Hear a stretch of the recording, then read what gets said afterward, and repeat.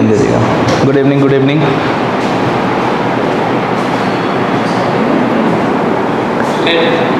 Yes,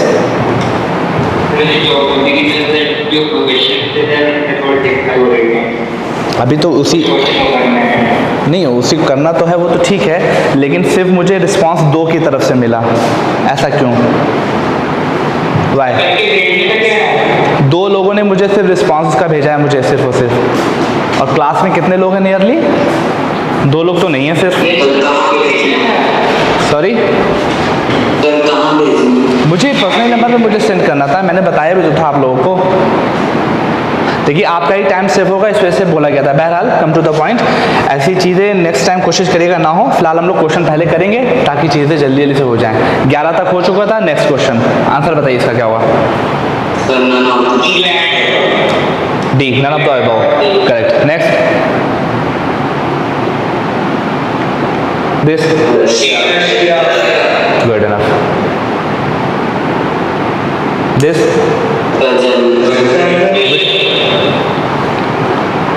कौन सी है? C, Germany.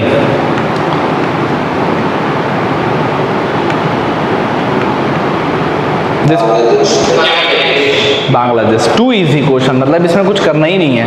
और उसको बाद यस सर, पिछले क्वेश्चन में जैसे हमने बांग्लादेश लिया था, सर आप बता रहे थे हम लाइन बाउंड्री कितने कंट्रीज के साथ शेयर करते, तो आपने बोला था कि मेजर एरिया बांग्लादेश का हम सी रूट से करेंगे। तो सर हम बांग्लादेश की अगर हमारे साथ लार्जेस्ट लैंड बाउंड्री, तो सर हम उसे गिनते हैं? नहीं, देखिए यहाँ पे मैंने बोला क्या, उस दिन भी आप लोगों को बोला होगा, हाँ मेजर लैंड की बात कर रहा हूँ। तो यहाँ पर लैंड बाउंड्री जो है ये प्रोसेस में है, ये कन्फ्लिक्टेड पॉइंट है। उस दिन भी मैंने आप लोगों को बोला था ये कन्फ्लिक्टेड पॉइंट है कि इसको कभी कभी लैंड बाउंड्री में लेते हैं या ओशन बाउंड्री में। 2 जगह दोनों इसके आंसर मिलते हैं, 6 और 7 दोनों आंसर होते हैं। डिपेंड करेगा क्वेश्चन किस तरह के। ऐसे जो क्वेश्चन होते हैं इस पर थोड़ा सा हमको कॉन्शियस होकर ध्यान देना पड़ेगा कि क्वेश्चन किस तरीके से पूछा जा रहा है। मैंने क्वेश्चन इसको पूछा ही इस वजह से था ताकि चीज़ें आप लोगों को क्लियर हो। मैटर इज दैट, आप पेन मुझे दे देगा। मैटर इज दैट कि वो जो आंसर है वो 6 भी होता है, वो 7 भी होता है, लेकिन उसको मैंने कंसीडर किया तो वो आंसर हम लोग 7 ही एक्सेप्ट करेंगे। वो 6 आंसर नहीं, बल्कि हम लोग उसको 7 ही एक्सेप्ट करेंगे। वो कन्फ्लिक्टेड क्वेश्चन था, लेकिन उसका आंसर जो है वो 7 ही होगा, क्योंकि कई जगह ज़्यादातर जगह पे 7 ही आंसर दिया गया है। मैंने क्रॉस चेक किया था तो उसके बाद मुझे उसका आंसर 7 ही मिला था। ठीक है, फिलहाल इस क्वेश्चन को देखते हैं। दिस फोल्डेड माउंटेन पता है कॉन्सेप्ट क्या है? कॉन्सेप्ट सबको पता है, फोल्डेड माउंटेन है क्या? ठीक है, तो इसमें कोई ज़्यादा वाला नहीं है। ये क्या है?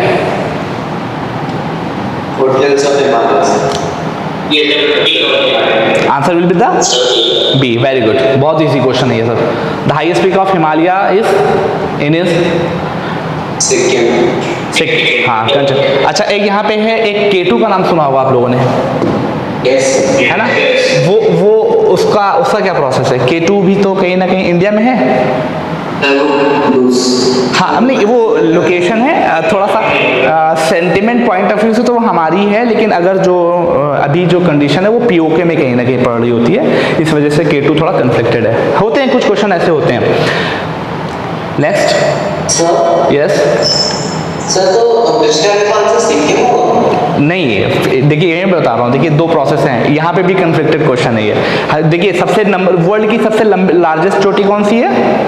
एवरेस्ट। दूसरे नंबर पे K2 है, और तीसरे नंबर पे कंचनजंगा है। कंचनजंगा जो हमारी है वो सिक्किम में मौजूद है, ठीक है ना? इस हिसाब से तो वो सबसे बड़ी चोटी है, लेकिन जो K2 है उसकी जो लोकेशन है वो POK, आप लोग को नाम सुना होगा, मैंने बताया था, जो कश्मीर का उसमें है। तो ये कन्फ्लिक्टेड एरियाज है।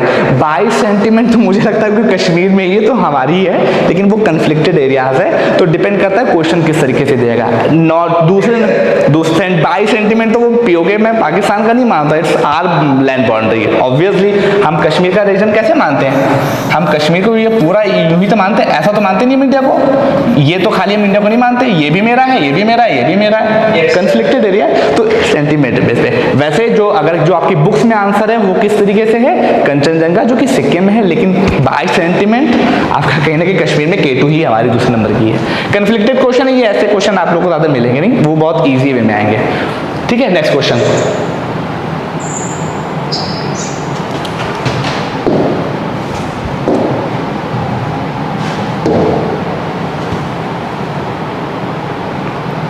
What is the problem?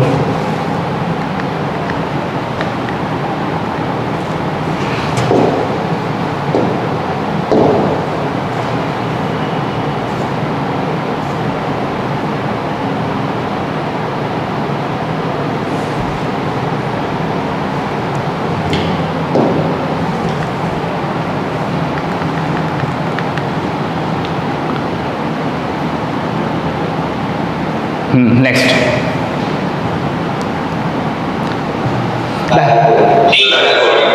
ठीक है, तो इसमें काराकोरम वाला प्रोसेस अलग है, ठीक है। नेक्स्ट बहुत इजी से क्वेश्चन है ये, तो आप लोग की बुक्स में बहुत the largest inhabited riverine island in the world, Majuli. Majuli अपने आप में बहुत अच्छी सिग्निफिकेंस है। इसकी लोकेशन पता है कहाँ पे? कोई इसकी लोकेशन बता सकता है एग्जैक्ट ये है कहाँ पे? तो आंसर आपको पता है कि मजूली। ये वर्ड क्या है? इस वर्ड का मतलब क्या है? रिवरीन आइलैंड।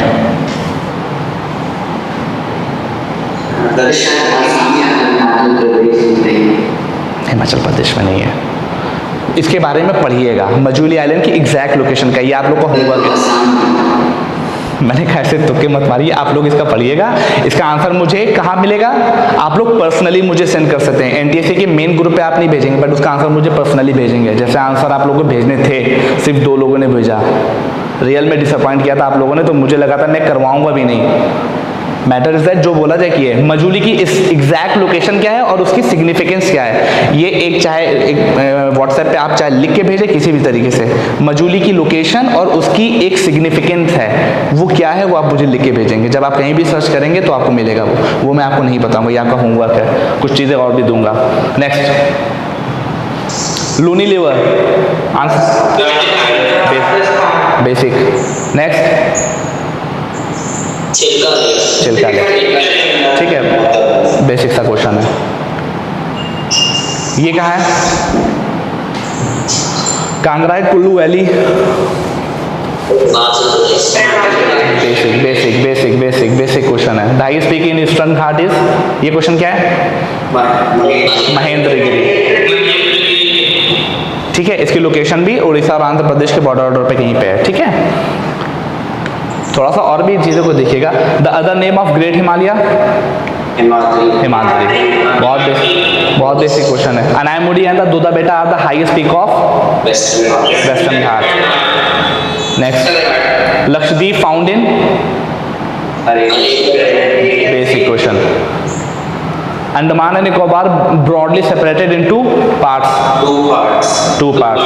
और अभी ये सिर्फ आप लोग के लिए 2 पार्ट्स है। अभी आप यकीन मानिए north Andaman, south Andaman, middle Andaman, ये जो आगे की क्लासिफिकेशन आएगी, जब कभी हो सकता है कि आप लोगों में से कोई सिविल सर्विसेज के लिए जाए, तब आप उसमें आप यकीन मानिए अंडमान एंड निकोबार के ही 7 तरह के क्लासिफिकेशन दिए गए हैं। अंडमान को ही फिर 3 हिस्सों में डिवाइड किया गया, फिर एक आती है बीच में, फिर उसके बाद 0 डिग्री, बहुत से कॉन्सेप्ट हैं। ये सिर्फ आपको ब्रॉडली, ताकि एक स्टेप बाय चीजें चल रही हैं। तो ब्रॉडर वे में 2 हिस्सों में डिवाइड किया गया है, अंडमान एंड निकोबार में। आगे बहुत सी चीजें अभी आप लोग को मिलेंगी, फिलहाल अभी इसके लिए इतना रखिए। The central highland and the Deccan plateau are the 2 division of peninsular plateau. Very good, basic answer है। The central highland lies to north of Narmada river. Very good. Next, Barren island situated in Andaman group of island. इसको अक्सर लोग confusion में Nicobar group of island लगाते हैं, ध्यान रखिएगा। Malabar coast situated इन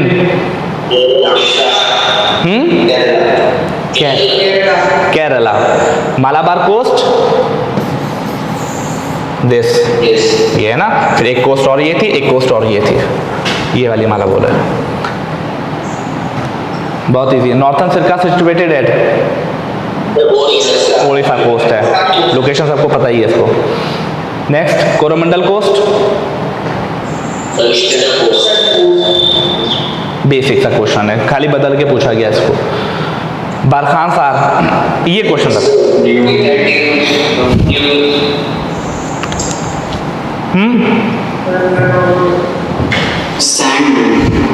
देखिए यहाँ पे मैं थोड़ा सा आप लोग को कंफ्यूज करना चाह रहा था, बस बाय डिफॉल्ट मिस्टेक से। एक वर्ड है दून और एक वर्ड है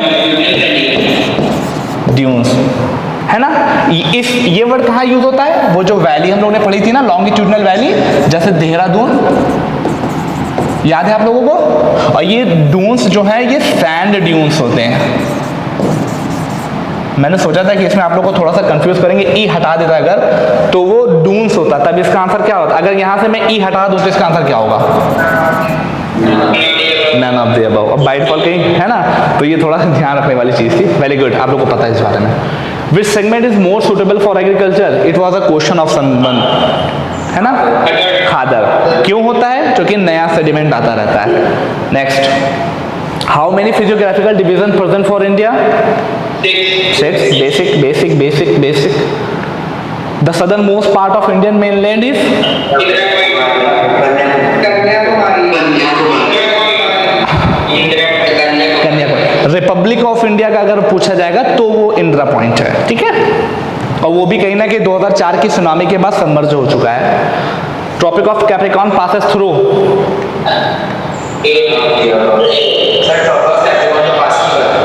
एग्जैक्टली यस। क्वेश्चन देखिए होता है कि ट्रॉपिक ऑफ कैंसर हम लोग पढ़ेंगे, ट्रॉपिक ऑफ कैप्रिकॉर्न इंडिया से पास ही नहीं करता, ठीक है। तो none of the above will be the correct answer, ठीक है। Next, tropic of cancer passes through which of the following north eastern state, अच्छा क्वेश्चन है। और दूसरा स्टेट कौन सा है, दूसरा स्टेट कौन सा है नॉर्थ ईस्ट का,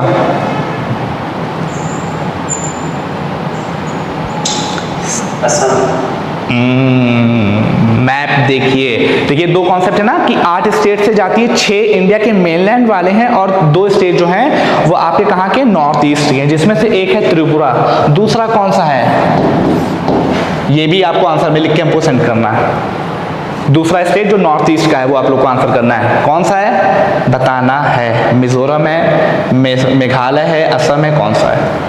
नेक्स्ट, नंगा पर्वत सिचुएटेड इन इंडिया, सोच लिए, very good. Patkai hills found in which range of Himalayas, Patkai hills ध्यान है ना, कहाँ पे है, कहाँ पे, किस रेंज में, पूर्वांचल में। वो मेघालय वाला पटकाई बूम आर्क बनी थी, याद है सबको, very good. Next,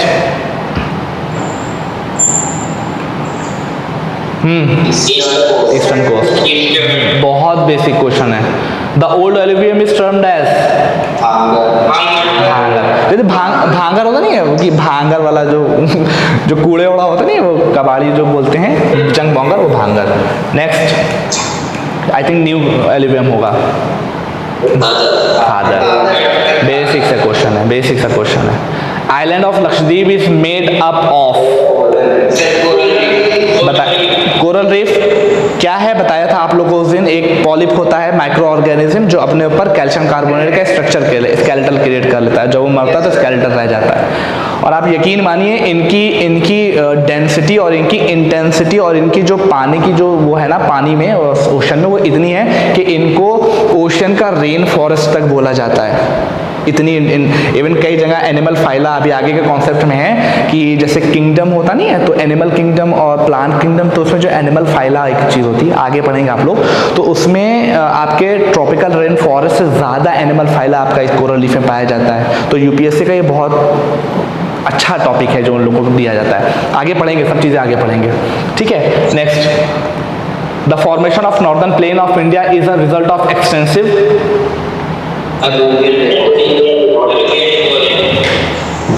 alluvial deposit. अब यहीं पे देखना है। अब देखिए इसका आंसर बताइए क्या है। एलुवियल डिपॉजिट से ध्यान रखिएगा, एलुवियल डिपॉजिट जो हुआ है उससे एलुवियल डिपॉजिट की वजह से नहीं, प्रोसेस सेडिमेंटेशन हुआ है। एलुवियल का मतलब जैसे क्या होता है ना कि जब जो रिवर्स होती हैं, जब अपने साथ बहुत ज़्यादा मड वर्ड लेके आ रही होती हैं तो सेडिमेंट कर रही होती हैं, तो यहाँ पे सेडिमेंटेशन प्रोसेस। एलुवियल होता है, लेकिन क्या होता है एलुवियल का प्रोसेस क्या होता है कि वो ऊपर की लेयरिंग को एलुवियल फर्टाइल करने का मेन प्रोसेस होता है। अब जो सेडिमेंटेशन है उसमें फर्टिलिटी ज़रूरी नहीं है कि इंक्रीज हो। यहाँ पे आपका जैसे कुछ एलिमेंट होते हैं जिससे फर्टिलिटी इंक्रीज होगी, वो एलुवियम में प्रोसेस में आएगा, लेकिन जो सेडिमेंटेशन में सब कुछ आएगा। बड़े बड़े से, अब बताइए इतने बड़े बड़े से पत्थर भी आएंगे, वो भी सेडिमेंट होंगे, उसके ज़रिए से जगह भरी है। तो सेडिमेंटेशन प्रोसेस के जरिए से जगह बढ़ी है, एलुवियम प्रोसेस के जरिए से जगह नहीं बढ़ी है। उसकी वजह से लैंड की फर्टिलिटी इंक्रीज होती है। Got it paper? तो सेडिमेंटेशन प्रोसेस में आंसर रहेगा। Next, Himalayan arc covers a distance of, ये बहुत अच्छा बेसिक सा question. 24 it's a basic one, be conscious about it. Next, the longitudinal valley lying between the lesser Himalayan and the Shivalik known as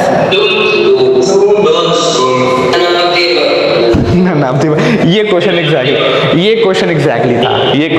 था। Very good, none of the above, very good.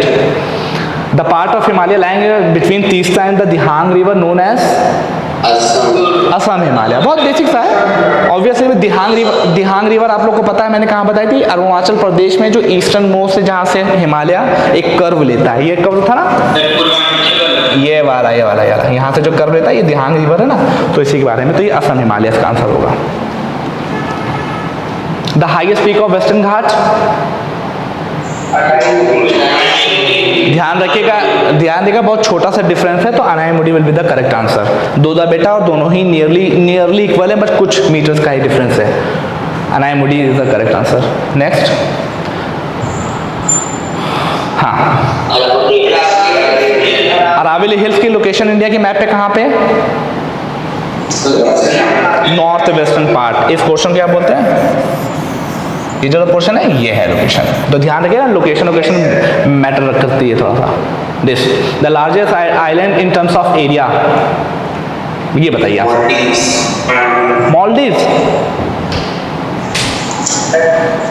Maldives I think not. Andaman and Nicobar, Lakshadweep बहुत छोटा सा है, Andaman and Nicobar is the correct answer. The southern part of supercontinental Pangaea is known as Gondwana land. ठीक है, Gondwana land बहुत important term था, बहुत basic सा क्वेश्चन है। Northern part of western coastal plain is called as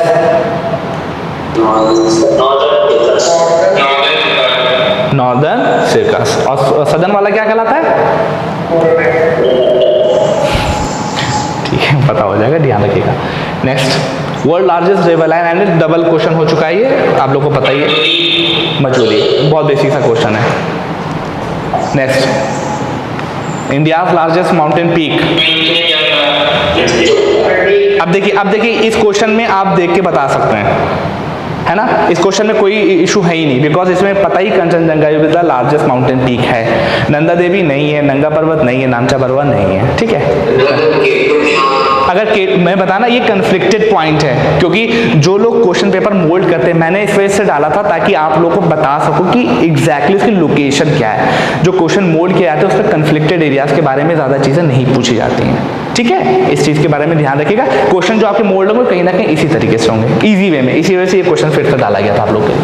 okay, don't worry about the conflicted portion, but as per the rules and regulation तो कंचनजंगा ही will be the correct answer. Next, western Ghat causes orographic rainfall due to,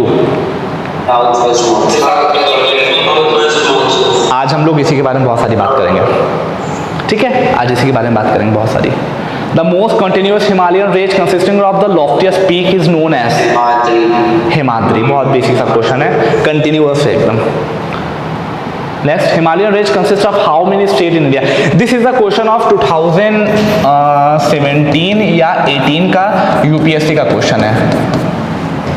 आप लोग हमने कहा चलिए थोड़ा सा test दे देते हैं। Himalayan range consist of how many state in India, मतलब कि हिमालय इंडिया के कितने स्टेट में एग्जिस्ट करता है?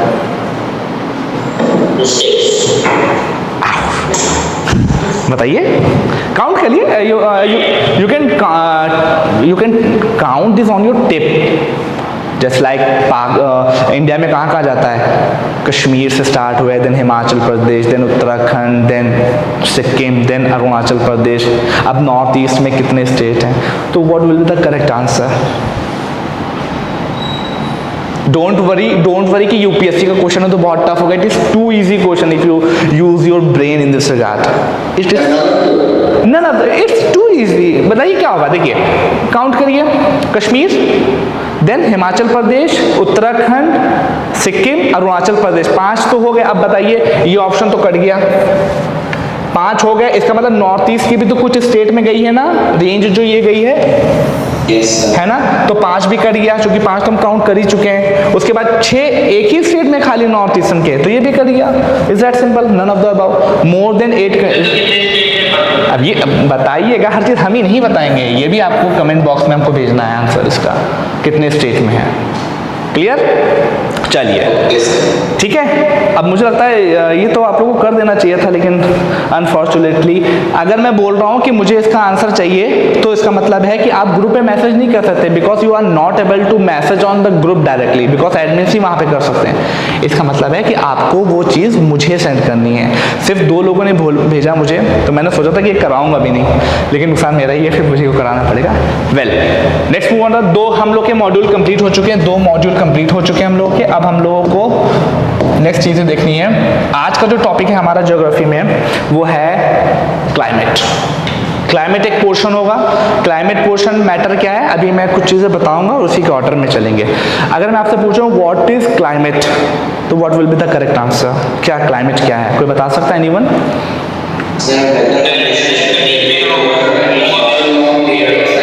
After a long period of time.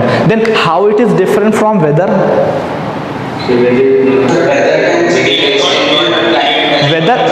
Weather is a atmospheric condition of a particular area at a particular time, है ना।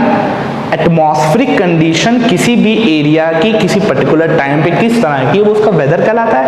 और जब यही जो वेदरिक कंडीशन किसी पर बहुत टाइम के लिए लागू हो जाए, नियरली बोला जाता है 25 से 30 साल के लिए, तो वो वहाँ का क्लाइमेट कहला जाता है। ठीक है, अब हम लोग ये क्यों पढ़ रहे हैं, बिकॉज आपको पता ही है कि अगर हम किसी के रीजन के क्लाइमेट के बारे में अगर मुझे स्टडी होगी, अच्छा बारे में पता होगा, तो हम उसके बारे में अच्छे तरीके से काम कर सकते हैं। काम क्या करना होगा, वहाँ की पॉलिसी मेकिंग अच्छी हो सकती है, वहाँ पर हम लोग पैटर्न देख सकते हैं कि what will be the correct agriculture pattern, वहाँ पर बरसात कब होती है, तो ये कैसे पता चलता है हम लोग को, क्लाइमेट से ही पता चलता है। और इन सब प्रोसेस के बारे में, मतलब A to Z about the climate, हम लोग आज के लेक्चर में देखेंगे।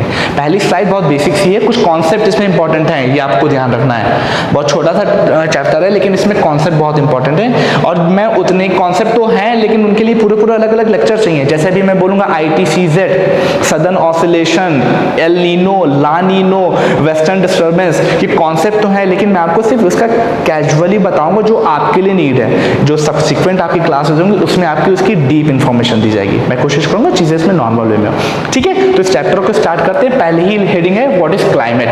सबको पता है क्लाइमेट की रेंज क्या होती है, अभी आप लोगों ने सब बता दिया। व्हाट इज क्लाइमेट, डेफिनेशन आपकी लिखी हुई है, मैं भी उसको बता चुका हूँ। देन उसके बाद व्हाट इज वेदर, वेदर की डेफिनेशन लिखी हुई है कि it is the state of atmosphere over an area at any point of time. ठीक है, इसी का लिखा हुआ है क्लाइमेट क्या है, it refer to the sum total of weather condition and variation over a large area for a long period of time. Long period of time यहाँ पे कितना है, नियरली 25 से 30 ईयर्स बोला जाता है। अलग अलग बुक में अलग अलग, कोई 25 बोलता है, कोई 20 बोलता है, ये मैटर नहीं है, long period of time matter है। नेक्स्ट क्या चीज़ है, देखिए अब वो कौन सी ऐसी चीज़ है जो आपकी वेदर या क्लाइमेट को असर डालती हैं। वो आपकी कौन कौन सी चीज़ें हैं, वो आपकी है temperature, pressure, humidity and precipitation. ये कुछ चीज़ें ऐसी हैं जो आपके वेदर और क्लाइमेट के ऊपर असर डालती हैं। ठीक है, अब देखिए हमें पता है वेदर क्या होती है, क्लाइमेट क्या होती है। अब एक एक करके हम लोग फ्लो वाइज चलेंगे। देखिए अब यहाँ पे हमको देखना है कि वो कौन कौन से ऐसे मेजर फैक्टर हैं जो आपके क्लाइमेट को कहीं ना कहीं असर डालते हैं। तो उसमें 6 मेजर कंटेंट होते हैं, 6 मेजर होते हैं। वो कौन कौन से फैक्टर होते हैं, नंबर 1 फैक्टर इसमें क्या है, नंबर 1 होता है लैटिट्यूड।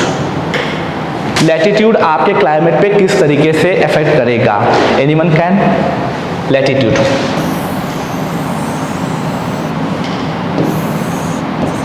0 degree, okay.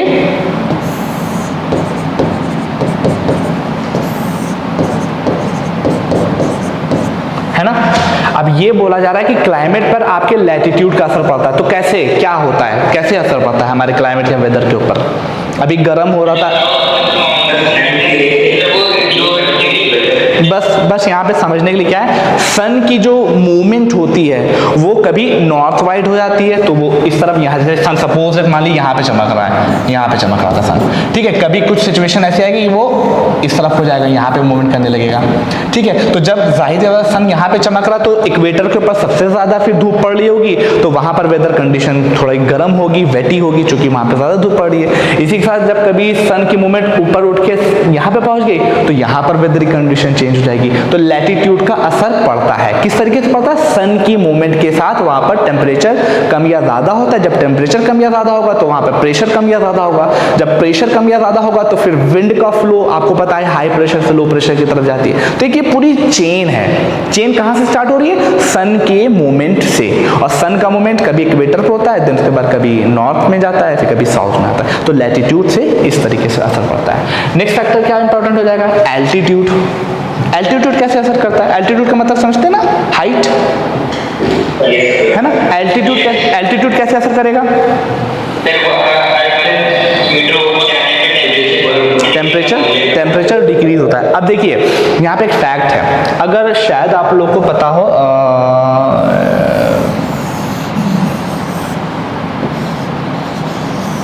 ठीक है,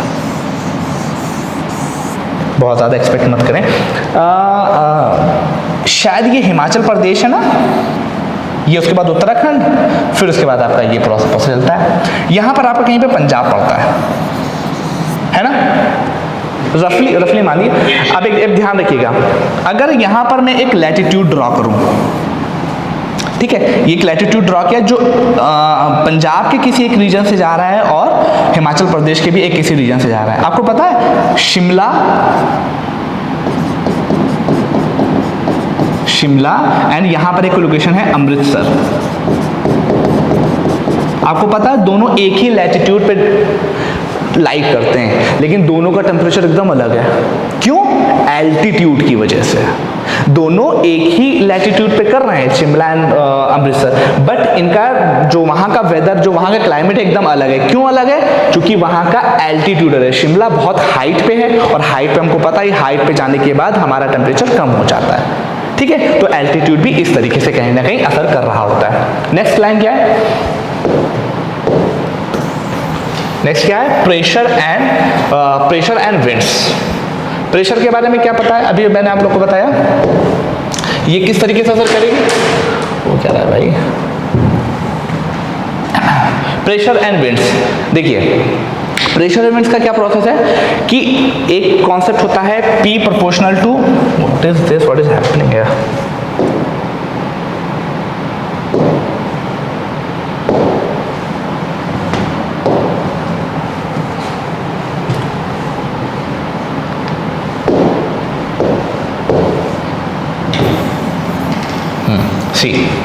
तीसरा क्या फैक्टर है? Pressure and winds. देखिए आप लोगों ने प्रेशर और विंड के बारे में आपने एक कॉन्सेप्ट पढ़ा होगा कि जहां पर हाई प्रेशर होता है, जो विंड होती हैं वो हमेशा हाई प्रेशर से लो प्रेशर की तरफ मूव करती हैं, ठीक है। ओके, ये बात तो सबको बेसिक पता है। अब क्या होगा कि जिस भी जगह पर हाई प्रेशर क्रिएट होगा, अब एक कॉन्सेप्ट आप लोग और भी ध्यान रख लिए, V प्रोपोर्शनल टू 1/T। ये फिजिकली प्रूव चीज है, लेकिन यहाँ पर अभी आपको ज्योग्राफिकल पॉइंट ऑफ व्यू से सिर्फ एक इक्वेशन को याद रखना है। ध्यान रखिएगा ये कन्फाइंड एटमॉस्फेयर में नहीं है, खुले हुए एटमॉस्फेयर में ये चीज लागू होती है। जैसे हमारा एटमॉस्फेयर खुला हुआ है ना, तो वहां पर ये इक्वेशन लागू होती है कि जिस जगह पर, इसका मतलब क्या होता है कि अगर प्रेशर बढ़ रहा होगा तो टेम्परेचर कम हो रहा होगा। यही तो इसका रूल का मैटर होता है। इसी तरीके से प्रेशर कम हो रहा होगा तो टेम्परेचर बढ़ रहा होगा। यहाँ पर अभी आपको सिर्फ इतना ध्यान रखना है। तो सपोज दैट कोई एक लोकेशन है, सपोज दैट कोई एरिया है जहां पर सन रेज बहुत ज़्यादा तेज़ी से बढ़ रही हो, तो वहां पर जब सन रेज ज़्यादा पड़ेंगे तो टेम्परेचर बढ़ रहा होगा, और जब टेम्परेचर बढ़ रहा होगा तो वहां पर प्रेशर कम हो जाएगा। एक पर्टिकुलर जगह पे प्रेशर कम हुआ, और कोई और लोकेशन है जहां पर सपोज दैट पानी की लोकेशन है, तो पानी की स्पेसिफिक हीट आप लोग को पता होती है कि स्पेसिफिक हीट उनकी ज़्यादा होती है, वो अपने आप को अपना टेम्परेचर कम या ज़्यादा करने में थोड़ा ज़्यादा समय लेते हैं। यहाँ पर मैं एक छोटा सा कॉन्सेप्ट आप लोगों को बता दूँ ताकि चीज़ें क्लियर होंगी। सपोज दैट ये है आपका, सपोज दैट ये मान लीजिए कि ये माउंटेन है और माउंटेन के बगल से ये आपका ओशन है, ठीक है, और सन की रेज यहाँ पर पड़ रही है, ठीक है, बहुत ध्यान से सुनिएगा, सन की रेज यहाँ पे पड़ रही है। अब होगा क्या, अब बताइए, ये जो अर्थ वाला रीजन है ये ज्यादा तेजी से गर्म होगा या पानी वाला रीजन? क्यों? क्यों कम गर्म होगा? नहीं, और यहाँ पे कॉन्सेप्ट स्पेसिफिक हीट का एक कॉन्सेप्ट होता है कि अपना कोई भी जो चीज़ है वो अपना टेम्परेचर 1 डिग्री बढ़ाने के लिए कितनी एनर्जी की ज़रूरत होती है, कितने समय वो बढ़ाती है। तो जो वाटर होता है वो बहुत ज़्यादा समय लेता है अपने टेम्परेचर को बढ़ाने या घटाने के लिए। तो सेम अमाउंट ऑफ एनर्जी अर्थ पे पड़ रही है, same amount of energy ocean पे पड़ रही है, तो क्या होगा, इसका जो टेम्परेचर, इस वाले का टेम्परेचर जो है वो बढ़ जाएगा। अब जब टेम्परेचर बढ़ जाएगा तो होगा क्या, प्रेशर कम हो जाएगा। यहाँ एक का मतलब क्या है, यहाँ पर लो प्रेशर है।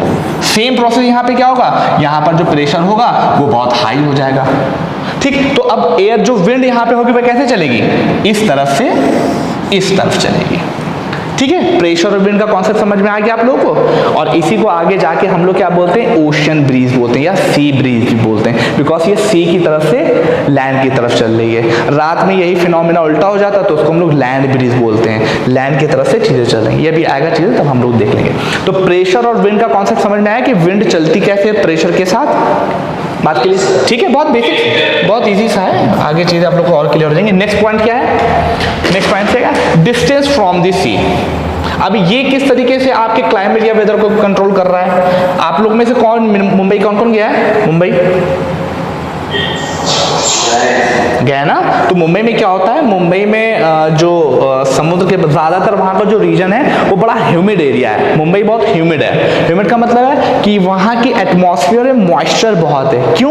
क्योंकि बगल में ही ओशन है, और ओशन से जो क्योंकि अभी जो मैंने कॉन्सेप्ट बताया उसमें क्या होता है कि दिन भर में प्रोसेस क्या होता है कि जो हवा चलती है वो समुद्र से आपके लैंड की तरफ चलती है। तो जब समुद्र से लैंड की तरफ चल रही है तो वो समुद्र से कुछ मॉइस्चर लेके आपके एटमॉस्फेयर में आती है। तो मॉइस्चर लेके जब अगर यहाँ पे आई है, लैंड पे आई है, तो मॉइस्चर लैंड पे रह जाता है, जिसकी वजह से पूरा एटमॉस्फेयर वेटी होता है। ज़्यादातर वहाँ पर ह्यूमिडिटी है और अक्सर वहाँ पर बरसात भी हो जाया करती है। तो जितनी सी से डिस्टेंस दूर होगी वेटी या ह्यूमिड एरिया कम होगा, और जितनी सी से डिस्टेंस करीब होगी उन एरियाओं में वेटी एरिया ज़्यादा होगा, ह्यूमिडिटी ज़्यादा होगी। जब ह्यूमिडिटी ज़्यादा होगी तो वहाँ पर इवेपोरेशन के जरिए से कहीं ना कहीं पानी ऊपर जाएगा, क्लाइमेटिक कंडीशन अलग अलग हो जाएंगी।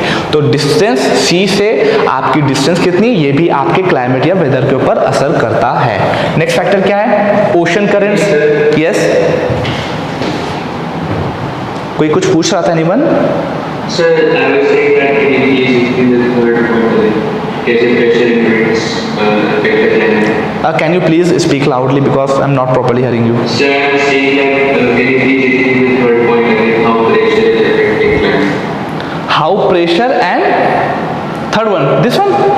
Yes, sir. Okay, pressure and wind का देखिए बहुत बेसिक सा कॉन्सेप्ट है, अच्छा क्वेश्चन है, ठीक है। देखिए यहाँ पर क्या प्रोसेस है, आपको एक चीज बस ध्यान में रखनी है कि अब इसका डेरिवेशन अभी नहीं करना है, अभी हमको सिर्फ ये अज्यूम करना है। जब ये फिजिक्स का क्लास होगा तब आपको कॉन्सेप्ट पता चलेगा। अभी हमें क्या अज्यूम करना है कि pressure is inversely proportional to 1/T। ये आप इसका मैटर क्या होता है, जब कभी लिखा हो P प्रोपोर्शनल टू T, इसका मतलब ये होता है कि जब अगर P बढ़ रहा होगा मतलब प्रेशर बढ़ रहा होगा तो साथ ही साथ T भी बढ़ रहा होगा। लेकिन जब ये सिचुएशन होती है इनवर्सली वाला, तो जब P बढ़ रहा होगा तो जो T होता है वो अपने आप कम हो जाएगा। इनवर्सली का मतलब होता है अगर एक चीज बढ़ेगी तो दूसरी चीज़ कम हो जाएगी। हमें अभी ये वाला कॉन्सेप्ट इस रिस्पेक्ट में फॉलो करना पड़ता है, ठीक है, ये फॉलो करना पड़ता है। अब इस सिचुएशन को हम लोग थोड़ा प्रैक्टिकल वे में देखते हैं। जैसे एक पर्टिकुलर ये लोकेशन है, अब बगल में आपका सी है, ठीक है।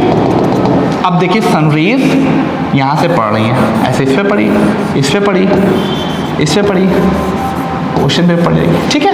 होगा क्या, होगा क्या, सेम सनरेज यहाँ अर्थ पे भी पड़ी, ज़मीन पे भी पड़ी और ओशन पे भी पड़ी, मतलब कि पानी पे भी पड़ी और अर्थ पे भी पड़ रही है। तो क्या होगा चीज़ें, ऑब्वियस बात है, टेम्परेचर बढ़ना स्टार्ट होगा, टेम्परेचर बढ़ना स्टार्ट होगा। लेकिन होता क्या है, जो वाटर होता है, वाटर की एक क्वालिटी होती है कि वो अपना टेम्परेचर कम तेज़ी से बढ़ाती है और कम तेज़ी से ही कम भी करती है, ठीक है। अगर सपोज है 5 मिनट में इसका टेम्परेचर 10 पॉइंट आगे बढ़ गया तो वाटर का कितनी देर में बढ़ेगा, सिर्फ 5 पॉइंट ही आगे बढ़ेगा। क्यों, क्योंकि उनकी स्पेसिफिक हीट की वजह से कॉन्सेप्ट होता है, वो अपना टेम्परेचर देर में बढ़ाती है और देर में ही घटाती है। तो होगा क्या, देखिए यहाँ पे मान लीजिए जब कुछ एकदम सनरेज नहीं थी तो मान लीजिए कि 10 पॉइंट टेम्परेचर था, तो 10 पॉइंट यहाँ पे भी था।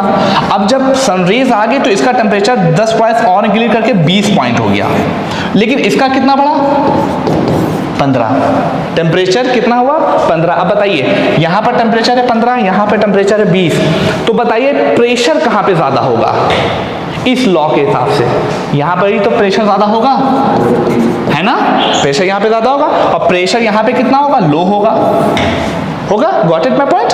तो प्रेशर यहाँ पर ज्यादा है और प्रेशर यहाँ पे कम है, तो विंड का एक कॉन्सेप्ट होता है कि हमेशा हाई प्रेशर से लो प्रेशर की तरफ हवा चलती है, तो कहाँ से कहाँ चलेगी, ऐसे ही तो चलेगी, मतलब ओशियन से लैंड की तरफ हवा चलेगी। और जब कोई भी एयर ओशन से लैंड की तरफ जा रही होती तो जो ओशन में जो वाटर ऊपर ऊपर थोड़ा सा होता है उससे मॉइस्चर लेती हुई जाती है, और जब मॉइस्चर लेके कहाँ जाएगी, यहीं पे तो आएगी, तो इस इलाके को बहुत ह्यूमिड कर देती है। इसी वजह से जो मुंबई का रीजन है वो थोड़ा ह्यूमिड रीजन बोला जाता है। बात क्लियर है, आगे बढ़े, okay, got it, very good. अभी क्वेश्चन और करेंगे हम लोग, इसके बहुत सारे करेंगे, तब उसमें बहुत और अच्छा लगेगा।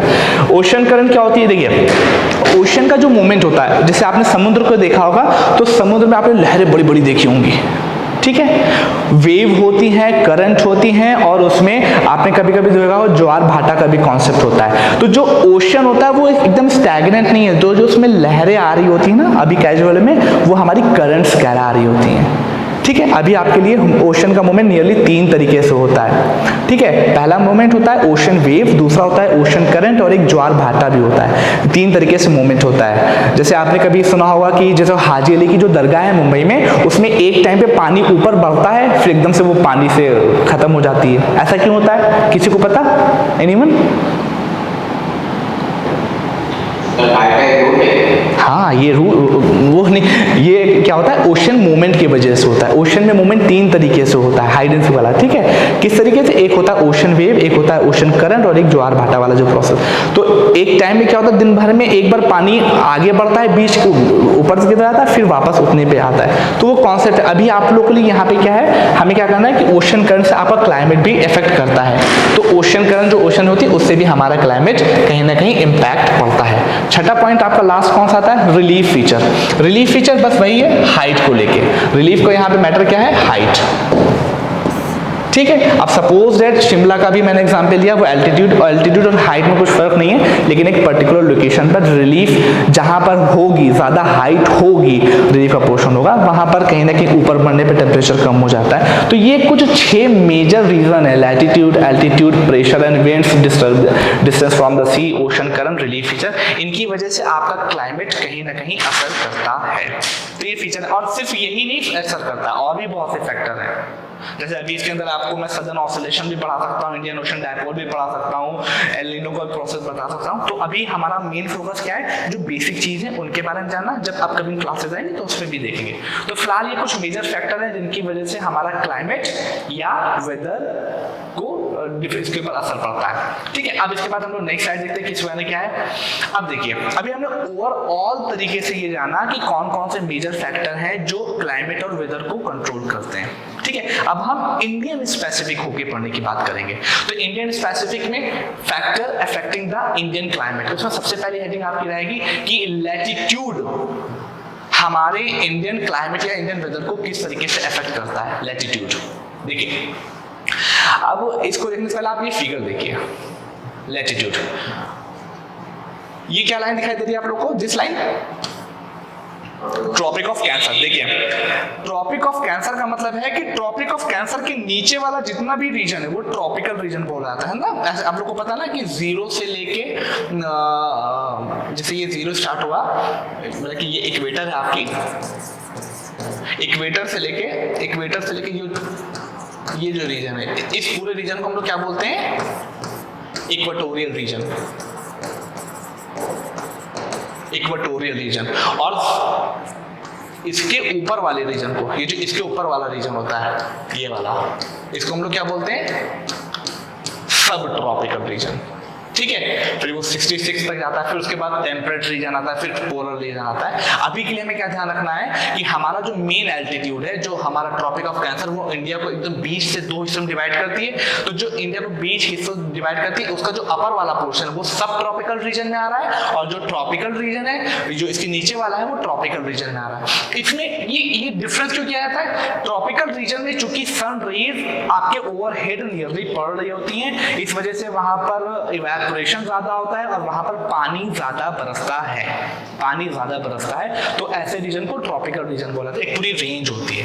तो ट्रॉपिक ऑफ कैंसर के ऊपर वाला सब ट्रॉपिकल रीजन कहलाता है, ट्रॉपिक ऑफ कैंसर के नीचे वाला जो रीजन होता है उसको हम लोग ट्रॉपिकल रीजन बोलते हैं। अब इसी चीज को हम लोगों ने इसमें लिखा हुआ है कि the area line south of the tropic of cancer belong to tropical climate area and the area line north of the tropic of cancer belongs to the sub tropical climate area. ठीक है, इसमें ज्यादा जाने की जरूरत नहीं है, ये इमेज आप लोग देख चुके हैं। नेक्स्ट, एल्टीट्यूड किस तरीके से आपके उसको असर करता है। The Himalayas on the north side of the India which have an average height of about 6000 metre prevent the cold wind from the central Asia entering the subcontinent. Matter क्या है, ये इमेज आप देखें तब आपको पता चलेगा। देखिए एल्टीट्यूड किस तरीके से असर करता है, ये देखिए, ये आपका हिमालय है, मैं चेंज कर दूं, ये आपको हिमालय दिख रहा है ना, ये रीजन पूरा, ये एक पूरी रेंज की तरीके, ये जो पूरा एरिया है ये सेंट्रल एशिया है, central Asia, Kazakhstan, Uzbekistan, Kyrgyzstan, फलाने कौन कौन से स्थान है। यहाँ पर ये बहुत ठंडा एरिया है, यहाँ से जो एयर आ रही होती है ऐसे ऐसे, ये एयर आ रही थी, अगर ये हिमालय ना हो तो ये सारी जो एयर है वो यहाँ पर आके एक अलग तरीके का क्लाइमेट कर देंगे, बिकॉज ठंडी ठंडी जब हवाएं आएंगी तो ऑब्वियस सी बात है हमारा ज्यादातर जो क्लाइमेट हो जाएगा वो ठंडा हो जाएगा।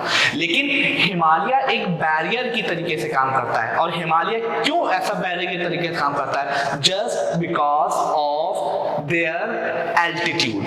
6000 मीटर का एवरेज एल्टीट्यूड है, तो ये जो एयर आती है कोल्ड एयर, ये यहाँ पे क्रॉस ही नहीं कर पाती। जब क्रॉस नहीं कर पाती तो यहाँ का जो टेम्परेचर है वो अलग रहता है, और सेंट्रल एशिया का वो टेम्परेचर बहुत ठंडा रहता है। तो एल्टीट्यूड की वजह से भी हमारे इंडिया का क्लाइमेट या वेदर इफेक्ट होता है। ये मेजर हमारा हिमालयन रीजन है।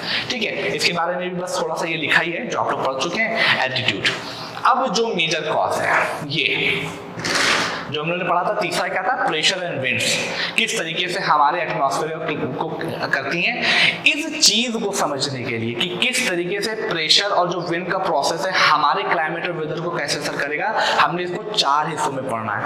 4 हिस्से कौन कौन से हैं, पहला प्रेशर एंड सरफेस विंड, दूसरा अपर एयर सर्कुलेशन, तीसरा वेस्टर्न साइक्लोनिक डिस्टर्बेंस, और चौथा ट्रॉपिकल साइक्लोन। अब थोड़ा सा कॉन्शियस हो जाएंगे, यहीं पे सारा खेल है। देखिए इंडिया का जो पूरा रीजन है, जो इंडिया का पूरा रीजन है, वो मैप आप लोग ध्यान में रखिएगा। उसमें विंड ये किस तरीके से आपको असर करेगी ये भी हम आपको दिखाते हैं एक इमेज के जरिए से।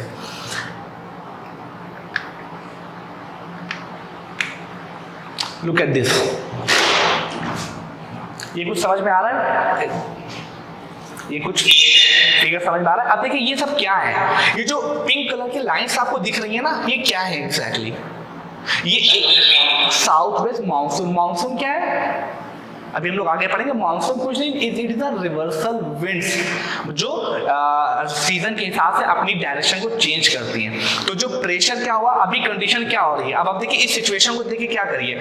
ये जो रीजन है कहीं ना कहीं, ये वाला जो रीजन है ना, ये वाला जो रीजन है कहीं ना कहीं यहाँ पर हाई प्रेशर बन रहा है, है ना, हाई प्रेशर बन रहा है, तो यहाँ से विंड चली और ये इस तरफ जा रही है। इसका मतलब ये जो देखिए यहाँ से चली ये आ रही है और फिर ये भी यहाँ से घूम के यहाँ पे मिल रही है। इसका मतलब है कि यहाँ पर कुछ ऐसी चीज हो रही है कि लो प्रेशर क्रिएट हो रहा है ना, यही तो कंडीशन हो रही थी कि यहीं पे तो कन्वर्ज हो रही है सब चीजें आके। इसका मतलब है कि ये जो रीजन है ये लो प्रेशर का रीजन है और जो ये वाला रीजन था जहां से एयर चली थी ये हाई प्रेशर का रीजन था। तो विंड यहाँ से लेके ये चली, तो प्रेशर विंड अभी ये पूरा प्रोसेस जो है मॉनसून का ये हम लोग आगे देखेंगे। मैंने सिर्फ आपको एक पिक्चर देके बताई कि प्रेशर और विंड इंडिया में किस तरीके से काम कर रहा है। वो जो 4 पॉइंट थे उसका पहला यही था कि कहीं पे हाई प्रेशर बन रहा है और कहीं पे लो प्रेशर बन रहा है। ये कैसे बन रहा है अभी मैकेनिज्म में आपको बताऊंगा, ठीक है। तो ये विंड इस तरीके से इफेक्ट कर रही होती है। इसके बाद दूसरा फैक्टर क्या था, बहुत इंपॉर्टेंट है, अपर एयर सर्कुलेशन। ये विंड तो इंडिया में पैटर्न कर ही रहती है लेकिन अपर एयर सर्कुलेशन भी हम लोग का कहीं ना कहीं असर करता है। अपर एयर सर्कुलेशन का मतलब क्या है, शायद आप लोगों को इमेज दिखाई दे रही हो, जो इंडिया है ये दिस इज योर इंडिया, दिखाई दे रहा सबको, ये इंडिया है आपका पोर्शन और आपने देखा ये अफ्रीका का पोर्शन है, ये अफ्रीका है, ये ऑस्ट्रेलिया है, ये सेंट्रल एशिया है ना। होता क्या है कि जो हिमालय है, हिमालय जो आपका रीजन है उसके ऊपर आप अगर मानिए कि आपकी जो अर्थ है उससे नियरली 8 से लेके 11 या 12 किलोमीटर ऊपर एक बहुत हाई स्पीड से विंड्स चल रही होती हैं, हाई स्पीड से विंड्स चल रही होती है। उन्हीं विंड्स को हम लोग जेट स्ट्रीम्स बोलते हैं, जेट स्ट्रीम्स बोलते हैं। क्या है कि आपकी अर्थ के ऊपर नियरली 8 से लेके 11 या कभी कभी 12 किलोमीटर ऊपर बहुत हाई स्पीड से आपकी एक विंड चल रही होती है, उसी विंड्स को हम लोग जेट स्ट्रीम बोलते हैं। और जो ये जेट स्ट्रीम होती है जो इंडिया में जो वेदर का फिनोमेना है, जैसे उसमें बहुत इंपॉर्टेंट मॉनसून होता है, मॉनसून को वही जेट स्ट्रीम बहुत ज्यादा इफेक्ट करती है।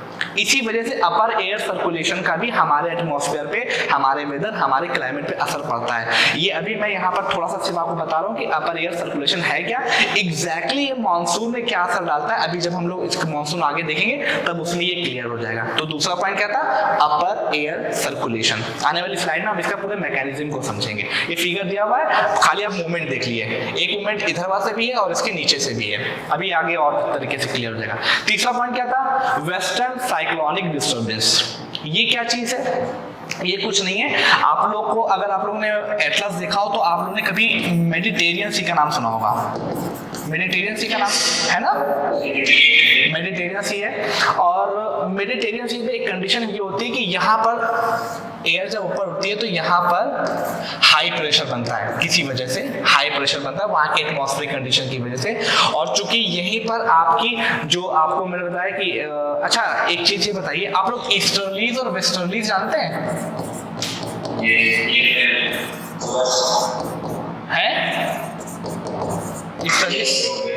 ईस्टर्लीज और वेस्टर्लीज जानते हैं?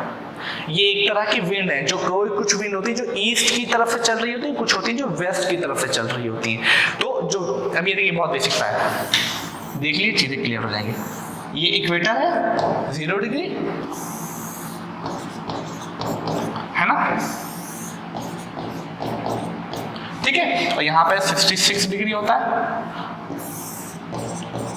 ठीक। देखिए ये इक्वेटर है, तो यहाँ पर प्रेशर कैसा होना चाहिए आपके अकॉर्डिंग बताइए, P प्रोपोर्शनल टू 1/T के हिसाब से बताइए प्रेशर कैसा होना चाहिए, लो प्रेशर होना चाहिए। इट मींस ये रीजन है लो, अब सन रेज ऊपर पर जाएगा तो ये हाई है, ये हाई है ना, यही तो होता है। तो जनरल क्या होगा, अगर कोई विंड होगी तो वो हाई से लो ऐसे चलेगी ना, है ना, और इधर वाला हाई से लो ऐसे चलेगी, ठीक। और आपको एक चीज और भी पता है कि जो हमारी अर्थ का मूवमेंट होता है वेस्ट टू ईस्ट की तरफ होता है, ऐसे घूम रही होती है, वेस्ट टू ईस्ट होता है, बेसिक पता है। अब क्या होता है, जो अर्थ का रोटेशन है, अर्थ के रोटेशन की वजह से इन विंड के ऊपर एक असर पड़ता है। क्या असर पड़ता है कि जो चीज आपकी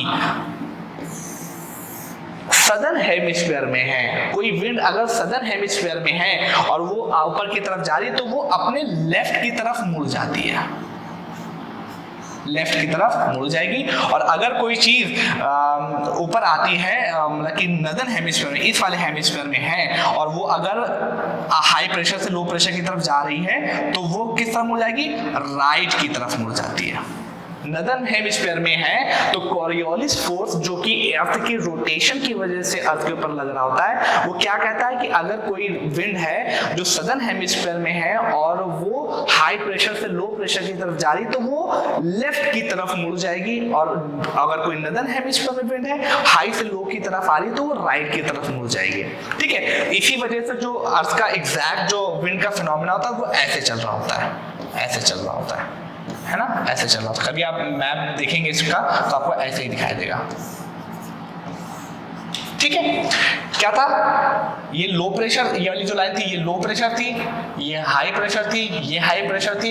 इसी तरीके से अगर इसके ऊपर हम थोड़ा सा जाएंगे, इसके थोड़ा सा ऊपर जाएंगे तो ये अगेन लो प्रेशर बन जाता है। इसके लिए फिर अलग कॉन्सेप्ट मैं कभी बताऊंगा, सिर्फ अभी यहाँ पे जान लिए कि ये फिर लो प्रेशर बन जाता है। अब लो प्रेशर बनता है तो ध्यान रखिए, तो क्या होगा, यहाँ पे हाई है यहाँ पे लो है, तो विंड कैसे जा रही होगी, ऐसे जाएगी। इसी तरीके से यहाँ पर हाई है नीचे वाला लो है तो विंड ऐसे जाएगी, है ना, यही तो होगा। अब क्या है, फिर भी ये नदर्न हेमिस्फीयर में राइट की तरफ मूव कर जाती है। किसकी तरफ कर जाती है, राइट की तरफ मूव कर जाती है, तो राइट की तरफ मूव करा दी भाई, ये राइट की तरफ मूव होगी। अब ये लेफ्ट की तरफ मूव करती है तो हमने लेफ्ट की तरफ मूव करा दिया। ये विंड का फिनोमिना होता है। अब क्या होता है, जो ये जो 23.5 से 23.5 के बीच में जो चल रही थी इसको हम लोग ट्रेड विंड बोलते हैं, और ये हमेशा ईस्ट की तरफ से आ रही होंगी। ये लोकेशन जैसे विंड की लोकेशन आप देखिए, अगर ये भी ड्रॉ करेंगे तो ये ईस्ट की तरफ से आ रही है। इसी वजह से ये वाली विंड को भी और ये वाली विंड को, ट्रेड विंड को हम लोग ईस्टर्लीज बोलते हैं, और जो 23.5 और 66 के बीच में विंड चल रही होती है उसको हम लोग वेस्टर्लीज विंड बोलते हैं। यहां तक बात क्लियर है सबको कि ऊपर से गया? एग्जैक्टली वही मैं बताना चाह रहा हूँ, वहीं पे लाना मैं चाह रहा हूँ। इंडिया में दोनों चलती, इंडिया में हर तरह का मौसम पाया जाता है। आप सौभाग्य है आप लोगों का कि इंडिया में हम लोग पैदा हुए, हर चीज हम लोग फील करते हैं, ठंडा जाड़ा गर्मी बरसात सब फील करते हैं। Point to be noted, mean to say easterlies और वेस्टर्लीज का कॉन्सेप्ट क्या है। तो वेस्टर्न साइक्लोनिक डिस्टर्बेंस क्या होता है कि मेडिटेरियन सी में हल्का सा हाई प्रेशर बना, और फिर होगा क्या, यहाँ पर जो चीजें बनी ये इस तरफ तो चलेंगी, तो कैसे चलेंगी, यही वेस्टर्लीज जो होती है वो उनको ढकेल के इधर वाले के आ रही होती है, किधर वाला आ रही होती है, यहाँ से उठाती है, यहाँ से ऐसे लेके आ रही होती है। क्या ला रही होती है, अब ये इमेज देखिए आप लोग, सीधी सी इमेज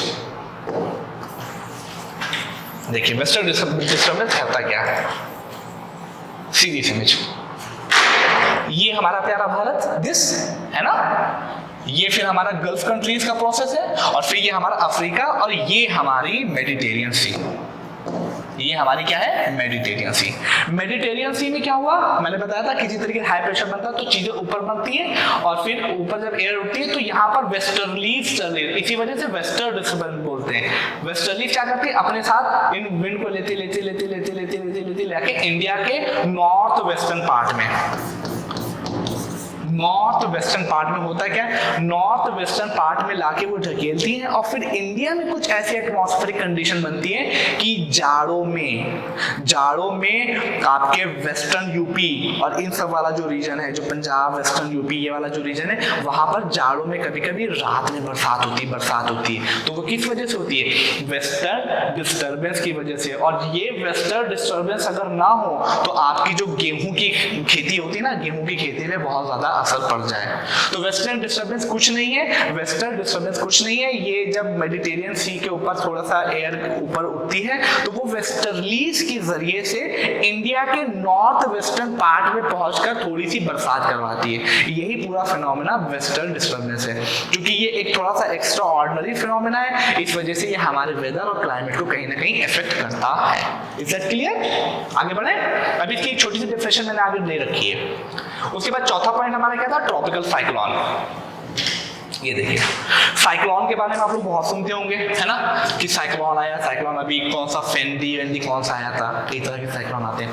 साइक्लोन क्या है? Cyclone is nothing, it is a circulating air जो बहुत स्पीड में अपने पाथ के ऊपर जा रही होती है। जनरल वे में क्या होता है, इनको जो साइक्लोन होते हैं वो दो तरीके के होते हैं। साइक्लोन दो तरीके के होते हैं, एक होता है ट्रॉपिकल साइक्लोन, एक होता है temperate cyclone. Temperate cyclone. Tropical cyclone और टेम्परेट साइक्लोन, नाम से पता चल रहा है ट्रॉपिकल साइक्लोन कहाँ पे होंगे, ट्रॉपिकल रीजन में होंगे, मतलब कि सारे ट्रॉपिक ऑफ कैंसर और ट्रॉपिक ऑफ कैप्रिकॉर्न के बीच में कहीं ना कहीं हो रहे होंगे, ठीक है। और टेम्परेट साइक्लोन क्या है, टेम्परेट साइक्लोन टेम्परेट रीजन में होते हैं, सारे ट्रॉपिक ऑफ कैंसर और उसके ऊपर वाली जो 66 वाली लाइन है उसके बीच में। इसी तरीके से सदर्न हेमिस्फीयर में भी ये होंगे। क्या डिफरेंस है दोनों में, दोनों में डिफरेंस कुछ नहीं है, बस एक छोटा सा डिफरेंस है। ये जो ट्रॉपिकल साइक्लोन होते हैं इनके बनने की कुछ कंडीशन होती है कि जब कभी भी आपका जो ओशन है उसका टेम्परेचर बहुत ज्यादा इंक्रीज कर जाए, नियरली 27 डिग्री से ज्यादा जब टेम्परेचर हो जाता है तो फिर वहां पर कुछ ऐसी कंडीशन होती है कि लो प्रेशर क्रिएट होता है और उसके ऊपर सराउंडिंग ऐसे एयर होना करती है। होता क्या है कि जनरली इसमें क्या होता है कि जो ट्रॉपिकल साइक्लोन होते हैं वो हमेशा इस तरफ से इस तरफ चल रहे होते हैं और जब तक इनमें मॉइस्चर रहेगा तब तक ये रहेंगे, और जैसे ही ये आपकी अर्थ से टकराते हैं, जैसे कि इंडिया की कोस्ट से टकराते हैं और फिर इनमें मॉइस्चर मिलना खत्म हो जाता है तो ये ट्रॉपिकल साइक्लोन भी खत्म हो जाते हैं, जितना डेवास्टेटिंग होना है। इनकी वजह से भी हमारा क्लाइमेट बहुत असर करता है, इनकी वजह से भी हमारे क्लाइमेट और वेदर पे असर करता है, क्योंकि ऑब्वियस ही बात है कि एकदम से जब ये आ जाएंगे तो वहाँ के एटमॉस्फेरिक कंडीशन कितनी चेंज। आपने गौर किया होगा अभी रिसेंटली एक बहुत बड़ा ट्रॉपिकल साइक्लोन आया था और ट्रॉपिकल साइक्लोन की वजह से यहाँ पर उस टाइम बरसात हो रही थी जिस समय कभी हम लोगों ने सोचा भी नहीं था, शायद आप लोगों ने ऑब्जर्व किया होगा। तो उसकी वजह से हमारा वेदर कहीं ना कहीं हर्ट हुआ और वेदर की वजह से हम लोग के कहीं ना कहीं क्लाइमेट पे भी असर पड़ता है। तो ट्रॉपिकल साइक्लोन की वजह से भी हमारे वेदर के ऊपर असर पड़ता है। इसके बारे में और हायर डिस्कस आज आने वाले क्लासेस में रहेगी, फिलहाल अभी इसके बारे में देखते हैं। नेक्स्ट, ठीक है, जैसे कि मैंने भी आपको कुछ कॉन्सेप्ट बताए थे। कोरियोलिस फोर्स क्या होता है, ये इसके बारे में डेफिनेशन लिखी हुई आप लोग देख सकते हैं। उसी तरीके से जेट स्ट्रीम के बारे में भी मैंने बता दिया था कि नियरली 12,000 मीटर या 8 से 12 किलोमीटर रेंज में पाई जाती है जेट स्ट्रीम, ये है। एंड वेस्टर्न साइक्लोनिक डिस्टर्बेंस के बारे में भी मैं आपको एक्सप्लेन कर सकता हूँ। ओके, नेक्स्ट, अब देखिए, अब मेन कॉन्सेप्ट आ गया इंडियन मॉनसून। इंडियन मॉनसून जो सबसे ज्यादा आपको कवर अप करता है, ठीक है।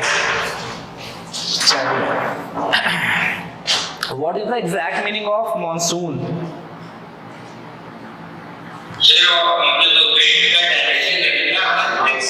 हाँ, देखिए यहाँ पे छोटी सी स्टोरी है। हुआ क्या था कि जो अरब्स थे वो इंडिया के साथ जब ट्रेड कर रहे थे, इंडिया के साथ ट्रेड करते थे, तो होता क्या था कि जब वो अरब से इंडिया की तरफ आ रहे, जिस जहाज पे आ रहे थे, उन्होंने देखा कि कुछ टाइम ऐसा होता है कि हमारे जहाज की स्पीड बढ़ जाती है और कुछ टाइम ऐसा होता है कि हमें जहाज चलाने में हालत खराब होती है।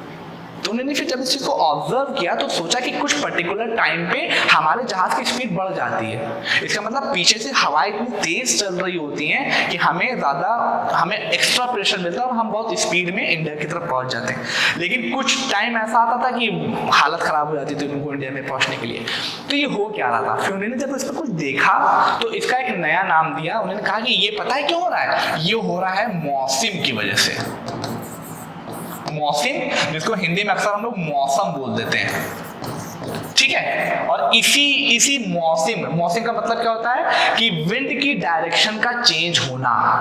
क्या होता है, विंड की डायरेक्शन का सीजन के अकॉर्डिंग चेंज हो जाना, ये मौसम वर्ड था। और इसी मौसम वर्ड का यूज करके हम लोगों ने क्या नाम दिया है, मौसम भी बोलते हैं कभी कभी, और इसी को हम लोग कभी कभी मानसून भी बोलते हैं।